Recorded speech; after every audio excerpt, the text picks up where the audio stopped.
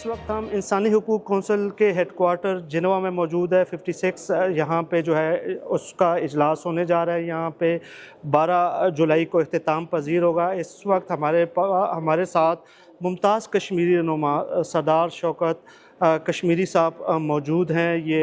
PNP के जो है वो चेयरमैन है और उसके अलावा हम देख रहे हैं कि यूरोपियन यूनियन, अक़वाम मुत्तहिदा में इंसानी हुकूक के हवाले से एक बहुत बड़ा नाम है। हम आज उनके साथ बात करेंगे कि पाकिस्तान में हम देख रहे हैं कि पिछले कुछ दिनों से इंतहा पसंदी के हवाले से बहुत से ऐसे वाक़यात नोट हो रहे हैं जिस पर आलमी बरादरी को भी काफ़ी तशवीश है। हमारे मिनॉरिटी के हवाले से हम देख रहे हैं जैसे कि जो हालिया वाक़या है स्वात का, इससे पहले भी सियालकोट में और पंजाब और सिंध में भी इस तरह के वाक़यात जो है वो मुतवातर से हो रहे हैं। तो आप क्या समझते हैं कि ये जो वाक़यात हो रहे हैं इसकी बुनियादी वजूहात क्या है और बैनुल-अक़वामी बरादरी इस हवाले से क्या सोच रखती है? बहुत शुक्रिया यूनुस खान साहब, और it's my pleasure to give you an interview. आपने बहुत अहम सवाल किया है। बढ़ती हुई इंतहा पसंदी ख़ास करके जो हमारे रीजन और पाकिस्तान में है, इसके असरात जो सिविल सोसाइटी पे पड़ रहे हैं और फिर बैनुल-अक़वामी बरादरी को भी इस पे तशवीश होना बिल्कुल हक बनता है, क्योंकि दुनिया के किसी भी खित्ते के अंदर अगर एक जान भी बिला वजह मौत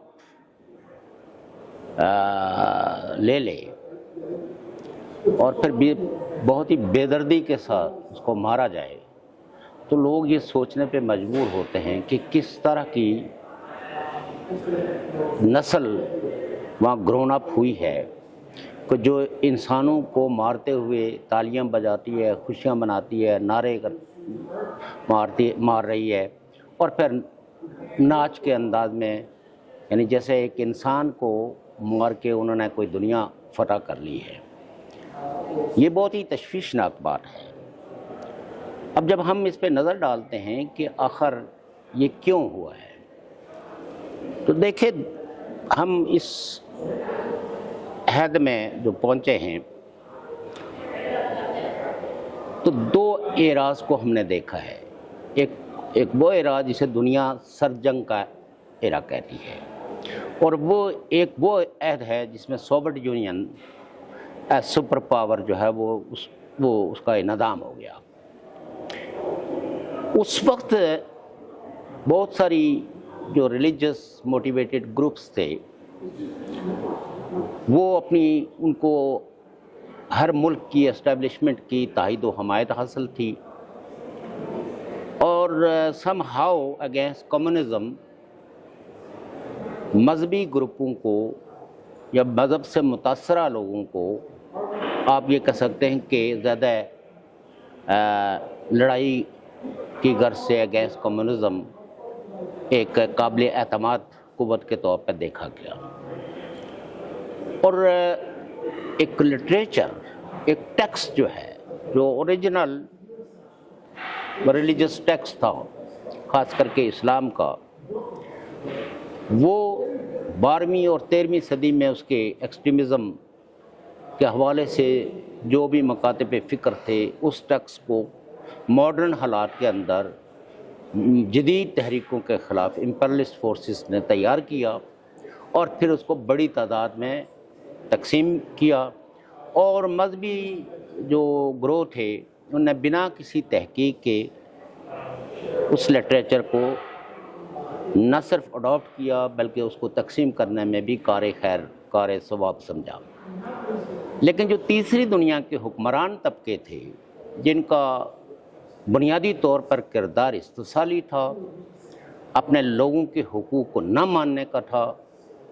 और उनके इक़्तिदार में रहने की वाहिद वजह वो इंपीरियलिस्ट फोर्सेस की सपोर्ट थी। उन्हीं को उन्होंने इम्पोज़ किया, और कई मुल्कों की जो एस्टेब्लिशमेंट्स थी ख़ास करके मुस्लिम माशरों की, उन्होंने बड़ी जानफशानी के साथ, बड़ी वफादारी के साथ ऐसे ग्रोह तैयार किए, रिक्रूटमेंट हुई اور اس کے اثرات جو ہے وہ کافی حد تک عام مسلمانوں تک بھی پہنچے۔ ایک طرف تو ہم یہ سنتے آئے ہیں اور ہم کہیں نہ کہیں اس کو بلیو بھی کرتے ہیں کہ اسلام از دا ریلیجن آف پیس، جو کو ایگزسٹنس سکھاتا ہے، لیکن جس وقت ہم مسلمانوں کو دوسری اقلیتوں کو مارتے ہوئے دیکھتے ہیں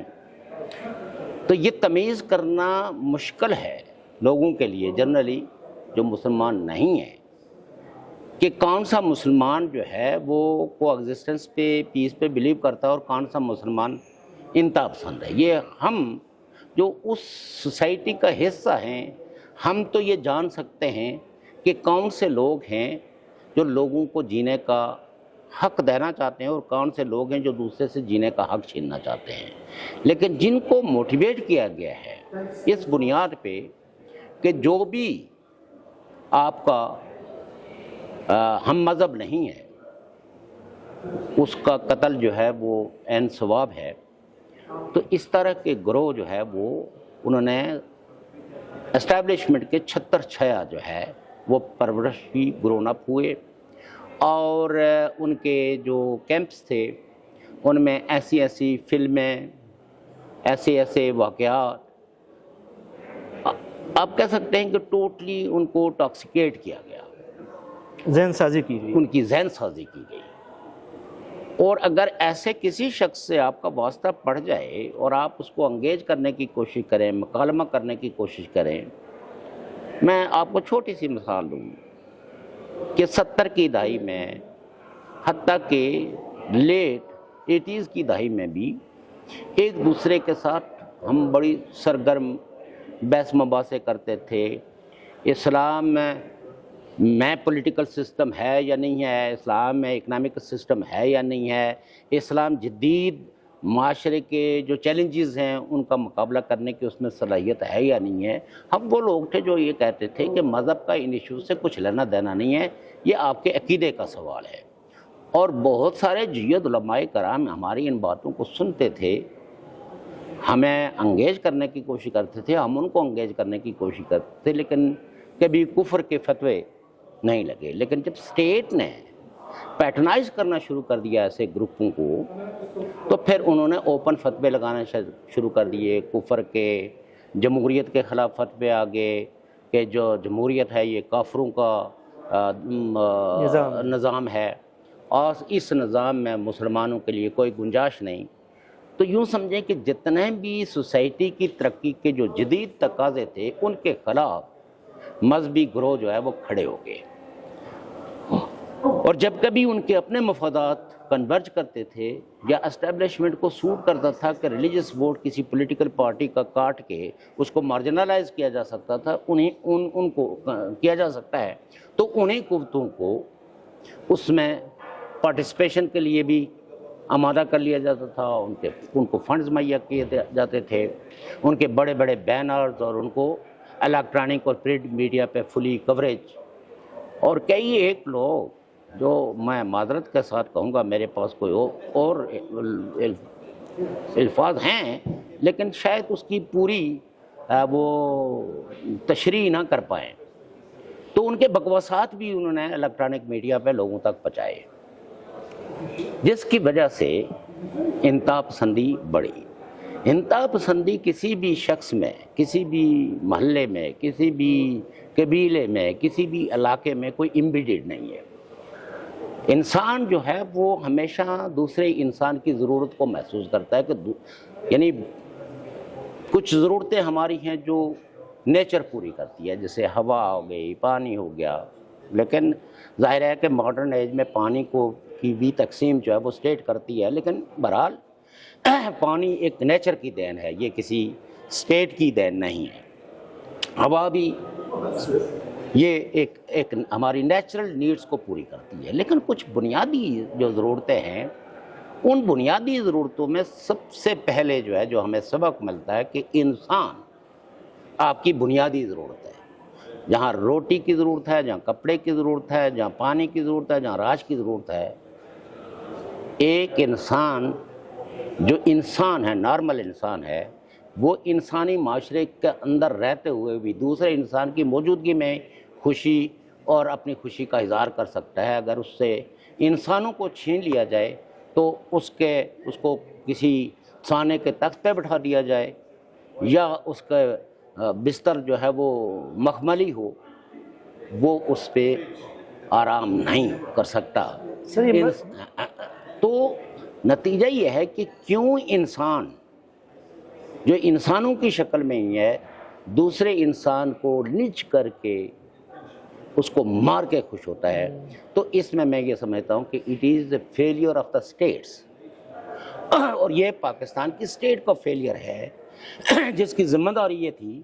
کہ وہ لوگوں کے رائٹس کو، لوگوں کی لائف کو پروٹیکٹ کرے۔ پاکستان کی اسٹیٹ انفارچونیٹلی فیل ہوئی ہے اپنے ریلیجس منورٹیز کی زندگیوں کو بچانے میں، اور پورے پاکستان کی در و دیوار جو ہے وہ کفر کے فتووں سے بھری ہوئی ہیں، اور ہر مسجد سے ایک آگ اگلتے ہوئے بیٹھے ہوئے لوگ ہیں جو ایک دوسرے کو فرقہ وارانہ اختلاف کی بنیاد پہ اپنے فالوورز کو اکساتے ہیں، اور اسٹیٹ ایک نہ صرف تماشبین بلکہ تماشبین کا لفظ بھی درست اس لیے نہیں ہے کہ اسٹیٹ فیسیلیٹیٹرز لگتی ہے، اسٹیٹ یہاں سہولت کاری کرتے ہوئے نظر آتی ہے ایسے لوگوں کی۔ اور جن واقعات کا آپ نے ذکر کیا اس سے علاوہ لائک سندھ میں مطلب یہ کہ اغوا کیا جاتا ہے مائنرز کو، پھر ان کے ساتھ ایک نکاح زور زبردستی سے کیا جاتا ہے، اور پھر بعد ازاں اسی کو پریزنٹ کر دیا جاتا ہے کہ جی اب یہ تو انہوں نے قبول اسلام کر دیا، جبکہ دین کا جو فہم ہے وہ تو کہتا ہے کہ لا اکراہ فی الدین، کہ اے نبی آپ کا کام ہے کہہ دینا، آپ کہہ دیجئے، دلوں کو پھیرنے والا تو میں ہوں، میں کس راستے پہ ڈال دوں یہ قدرت میری ہے، آپ کا فرض اتنا سا ہے کہ نیکی اور بدی میں تمیز کرنا لوگوں کو سکھاؤ۔ تو لیکن یہ سب جو کچھ ہو رہا ہے اگر آپ پروفٹ کی تعلیمات کی طرف دیکھیں تو یہ ساری ان تعلیمات کے برعکس ہو رہا ہے، اور یہ کیوں ہو رہا ہے؟ چونکہ اس میں اسٹیٹ انوالو ہے۔ اگر اسٹیٹ انوالو نہ ہو تو آج بھی پاکستانی سوسائٹی کے اندر یہ پوٹینشل موجود ہے کہ لوگ اپنی طاقت سے غلط کا ہاتھ روک سکتے ہیں، اور لوگوں نے روکا ہے، اور جب لوگوں کو ووٹ کا موقع ملا ہے تو انہوں نے ہمیشہ ان پولیٹیکل پارٹیز کو جن سے آپ پولیٹیکلی اختلاف کر سکتے ہیں ان کے معاشی پروگرام پہ، ان کے گورننس کے پروگرام پہ، لیکن ریلیٹیولی اگر آپ دیکھیں تو ریلیجس پارٹیز کی نسبت وہ ایک نیشنل اسٹیٹ کے کنسیپٹ کو بلیو کرتی ہے، اور اس کو پروموٹ کرنے کے لیے وہ الیکشن کو پارٹیسپیٹ کرتی ہے، اور لوگوں نے انہی پارٹیوں کو وہ جو فتوے بیچتے ہیں، وہ جو جنت کے ٹکٹ تقسیم کرتے ہیں، ان کو لوگوں نے اپنے ووٹ سے کبھی نہیں نوازا۔ یہ ہمیشہ الائنسز کریٹ کر کے 2-4 سیٹیں لیتے رہے ہیں۔ تو اب یہ ہے کہ آپ یہ دیکھیں کہ وہ تعداد اتنی بڑھ گئی ہے کہ جس میں کم از کم پاکستان میں یہ تو آن ریکارڈ ہے کہ 12 سے 20% ووٹ بینک ایسے ایکسٹریمسٹ گروپس کا بن گیا ہے جو یہ ماننے کے لیے تیار نہیں ہے۔ کھلے عام ان کے مبلغین کہتے ہیں کہ اسلام کوئی پیس کا مذہب نہیں ہے، اسلام تو زور زبردستی سے پھیلا اور ہم زور زبردستی سے اس کو پھیلائیں گے، اور جو نہیں مانے گا اس کو ہم وہ سزا دیں گے۔ سر کئی دہائیوں سے ہم دیکھ رہے ہیں کہ پاکستان میں ایک ریاستی سرپرستی میں مذہبی انتہا پسندی بڑھی ہے، اور یہ ایک پورا ایک سسٹم کے طریقے سے ہوتا آ رہا ہے، لیکن اگر ہم حل کی طرف جانا چاہیں تو وہ کیا حل آپ دیکھتے ہیں کہ کیا کچھ حکومت کو، عوام کو کرنا چاہیے کہ یہ انتہا پسندی جو ہے جو ہمارے معاشرے کو ایک زنگ کی طرح کہی جا رہی ہے، اس کے خاتمے کے لیے کیا آپ اقدامات؟ دیکھیے یہ جو 1974 میں ایک کانسٹیٹیوشنل امینڈمنٹ کر کے تو عقیدوں کو ڈیفائن کرنے کی کوشش کی گئی کہ کون مسلمان اور کون نہیں، اور جماعت احمدیہ کو یا احمدی مسلک کو جو ہے وہ نان مسلم قرار دیا گیا۔ تو یہ آپ کا یہ اسٹیٹ کا اقدام ہے نا، یہ اسٹیٹ نے یہ ڈیوائن کریٹ کی، اور پھر علماء کہنے لگے کہ یہ کافی نہیں ہے، اب ان کو یہ مرتد ہو چکے ہیں اور ان کی سزا، مرتد کی سزا جو ہے وہ اسلام میں قابل گردن زن نہیں ہے۔ ویئر ایز کہ اگر جدید علماء کو دیکھیں، مذہبی علماء جو اسلام کے جو واقعی مفکر تھے اور دین کی درست تشریح کر رہے تھے، انہوں نے کبھی بھی یہ نہیں کہا کہ مرتد کی سزا موت ہے۔ یہ بعد ازاں اڈاپٹ کیا گیا۔ یہ جو ہمارے 4-5 اسکول آف تھاٹس ہیں یا اسلامک جورسپروڈنس ہے، یہ ان کی فائنڈنگز ہیں، اور it is not necessary we agree اور ڈس ایگری ود دیز 4 فقاز جو ہیں، ان کو مانیں کہ یہی ٹرو اسلام کے اندر جو درج سزائیں ہیں۔ تو نتیجہ یہ ہے کہ جب اسٹیٹیں جو ہے وہ اتنا کمپرومائز کر لیں اپنے شہریوں کی زندگی کے خلاف، تو پھر وہاں ایکسٹریمزم بڑھنا، لا لیسنس بڑھنا یہ لازم ہو رہا ہے۔ اور یہی وجہ ہے کہ پاکستان میں آپ دیکھیں کہ لا لیسنس ہے، اور اس میں اب کوئی تمیز نہیں رہی ہے۔ ہر آدمی جو ہے وہ لا لیسنس کی تقریریں کرتا ہے اور چیلنج کر رہا ہے، اور ریاست کے وہ ادارے جن کو کانسٹیٹیوشن میں آپ نے بڑے تقدس کا درجہ دیا تھا، لیکن اپنے کردار کی وجہ سے ان کا درجہ اتنا کم ہو گیا، اب وہ مقدس نہیں رہے، بلکہ اب سیاسی رہنما بھی ان کے اس کردار کی وجہ سے یہاں تک کہ وہ وائلنٹ ہو گئے ہیں یا اوپن ہو گئے ہیں یا اتنے دلیر ہو گئے ہیں کہ وہ ان کو غدار تک، جب کسی ملک کی فوج پر غداری کے فتوے، وہ جو پہلے جو لوگوں کو انسٹیگیٹ کر کے اپنے پولیٹیکل گینز کے لیے لوگوں کو ان فتووں سے جو ہے وہ وکٹمائز کرتے تھے، اب وہ فتوے واپس اب آج اگر دیکھیں تو ایک کنسنسس بلڈ ہو رہا ہے تمام مسائل، اور یہ کوئی اچھی علامت نہیں ہے۔ میں اس کو کوئی اچھی علامت کے طور پہ نہیں دیکھ رہا ہوں کہ پاکستان کی پولیٹیکل پارٹیز یا پاکستان کے ریلیجس لیڈرز جو ہے وہ بحیثیت مجموعی ادارے کو قرار دیں کہ یہ غدار ہیں، انہوں نے ملک بیچا ہے، انہوں نے ملک تباہ کیا ہے، انہوں نے یہ کیا ہے۔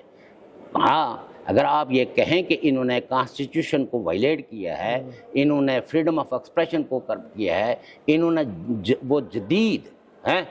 معاشرے کے جو تقاضے تھے اس ایوولوشن کو روکا ہے، تو وہ تو ایک جسٹیفائڈ بات ہوگی، وہ تو سوسائٹی کو انگیج کر سکتی ہے۔ لیکن جس وقت کفر کے فتوے کی زد میں ریاستی ادارے بھی ہیں، تو وہاں آپ سمجھ سکتے ہیں کہ اس ملک کا مستقبل کیا ہونے جا رہا ہے۔ سر ہم اس وقت یہاں پہ یہ میں کسی خواہش کا اظہار نہیں کر رہا ہوں، بلکہ یہ وہ حالات ہیں جو آپ کو سامنے نظر آ رہے ہیں، اور اس میں کوئی اور ملزم نہیں ہے، مجرم نہیں ہے۔ یہ پاکستان کے ریاست ادارے، چاہے وہ جوڈیشری ہو، چاہے وہ انٹیلیجنس ایجنسیز ہوں، چاہے وہ آرمی ہو، انہوں نے اپنے طاقت کے لست میں وہ جو پرانا فارمولا تھا ڈیوائڈ اینڈ رول، اس کو اپلائی کیا، اور آج وہ سوسائٹی اتنی فریکچرڈ ہے کہ وہاں آپ اچھی بات کر کے بھی مشکل میں ہیں، اور بری بات کر کے تو مشکل میں ہونا ہی چاہیے، لیکن آج اچھی بات کر کے بھی آپ سروائیو نہیں کر سکتے۔ سر اس وقت ہم اقوام متحدہ انسانی حقوق کونسل کے ہیڈ کوارٹر میں بیٹھے ہیں، اور یہاں جو بین الاقوامی برادری ہے پاکستان میں بڑھتی ہوئی انتہا پسندی، اور ہم دیکھ رہے ہیں کہ جو ہماری منارٹی کو درپیش مسائل کے حوالے سے وہ کتنے تحفظات رکھتی ہے۔ دیکھیے، ظاہر ہے کہ بین الاقوامی سطح پہ اور United nation human rights council session میں کئی دفعہ پاکستان کی ریلیجس منارٹیز، اور جہاں کہیں بھی ریلیجس منارٹیز کے رائٹس وائلیٹ ہوتے ہیں، یہ ادارہ اس پہ تشویش کا اظہار کرتا ہے۔ ظاہر ہے اس ادارے کا اپنا ایک طریقہ کار ہے کہ وہ حکومتوں کو بار بار انسریبل بناتا ہے، ان کو فورس کرتا ہے کہ اپنی لیجسلیشن درست کریں۔ جیسے جب پیریڈک ریویو ہوتا ہے تو اس میں اسٹیٹس کا بھی انپٹ ہوتا ہے، اس میں سول سوسائٹی کا بھی انپٹ ہوتا ہے، اور اسٹیٹ کو باقاعدہ پوائنٹ آؤٹ کر کے بتایا جاتا ہے کہ آپ نے اس فیلڈ میں آپ فیل ہوئے ہیں۔ اگر آپ نے ود ان ٹائم فریم یہ درست نہ کیا تو پھر آپ کے خلاف انسانی حقوق کی خلاف ورزیوں پہ آپ پہ پابندیاں لگ سکتی ہیں، اور آپ ظاہر ہے کہ کنٹریز جن پہ پابندیاں لگتی ہیں انسانی حقوق کی خلاف ورزیوں پہ، تو وہاں کی سوسائٹیز تو پھر سب سے زیادہ سفر تو پھر عوام ہی ہوتے ہیں۔ تو اس لیے یہ ہے کہ پاکستان کے حکمرانوں کو میں سمجھتا ہوں کہ عقل کے ناخن لینا چاہیے اور ان حالات پہ ایک کمپریہنسو اسٹریٹجی بنانی چاہیے کہ how to combat the extremism. چونکہ ایکسٹریمزم اب وہ کسی اور کو نہیں کھا رہا ہے، وہ پاکستان کی سوسائٹی کو کھا رہا ہے، وہ پاکستان کے سید دماغ کو جو ہے وہ تھریٹ کر رہا ہے، وہ پاکستان کے اندر سائنس کے پھیلاوے میں، ٹیکنالوجی میں، ہر چیز میں وہ رکاوٹ بنا ہوا ہے. تو اگر آپ نے 21 سینچری کے چیلنجز کا مقابلہ کرنا ہے تو آپ کو ان چیزوں کے خلاف ایک سنجیدہ ایکشن لینا ہوگا. اور میں اس میں یہ کہوں گا کہ فریڈم آف ایکسپریشنز کا ہرگز مطلب یہ نہیں ہے کہ آپ کسی کو لا لیسنس کی تبلیغ کا حق دے رہے ہیں. Under the rule of law آپ فریڈم آف ایکسپریشن کا مطلب ہوتا ہے کہ سوسائٹی کی بیٹرمنٹ کے لیے آپ کیا سوچتے ہیں، کس طرح کا نظام سجیسٹ کرتے ہیں، کیا کیا سوسائٹی کے اندر بدلاؤ لایا جا سکتا ہے، اور اس پہ آپ مسلسل ایجیٹیٹ کرتے ہیں. اور جو سنجیدہ ریاستیں ہوتی ہیں وہ لوگوں کو یہ حق دیتی ہیں کہ وہ اپنے اس مکالمے کو جاری و ساری رکھیں، بلکہ ان کو فیسیلیٹیٹ بھی کرتی ہیں. لیکن انفارچونیٹلی گزشتہ 76 ایئرز ہم نے ہیومن رائٹس ڈیفینڈرز کو وکٹم بنتے دیکھا، ہم نے ریلیجس منورٹیز کو مسلسل کچلتے اور مسلتے ہوئے دیکھا. ہم نے اس ملک کے اندر ڈیموکریسی کی بات کرنے والے لوگوں کی وکٹمائزیشن دیکھی ہے، کوڑے کھاتے دیکھا ہے. تو یہ تو اگر اب بھی انہوں نے ہوش کے ناخن نہ لیے اور وہ جتنے بھی کوسچنس ہیں، چاہے وہ نیشنل کوسچن ہے، چاہے وہ ریجنل کوسچن ہے، چاہے ریجنل کنفلکٹس ہیں، ان میں ایک پراگمیٹک اپروچ اور نیگوسیشن اور مکالمہ اور انگیجمنٹ کی پالیسی اختیار کرنی پڑے گی اور کرنی چاہیے، نہ کہ تھرو پروکسیز جو ہے وہ آپ کسی اپنے ایجنڈے کو یہ سمجھیں کہ اس سے آپ کے نیشنل انٹرسٹ پروموٹ ہو جائیں گے. یہ میں ساری حکومتوں کو کہتا ہوں کہ proxies will not help you. It is the people, it is the genuine political forces who can bail out. بہت بہت شکریہ شوکت کشمیری صاحب. اور یہ ہمارے ساتھ شوکت کشمیری صاحب، اور انہوں نے بہت تفصیلی جائزہ لیا حالات کا. اور اس میں کوئی دو رائے نہیں ہے کہ جب تک ہم اپنے ملک میں، اپنے معاشرے میں انتہا پسندی کا خاتمہ نہیں کرتے، اس کے لیے عملی اقدامات نہیں کریں گے، تو ہم آگے بحیثیت قوم نہیں بڑھ سکتے. بہت بہت شکریہ. Thank you.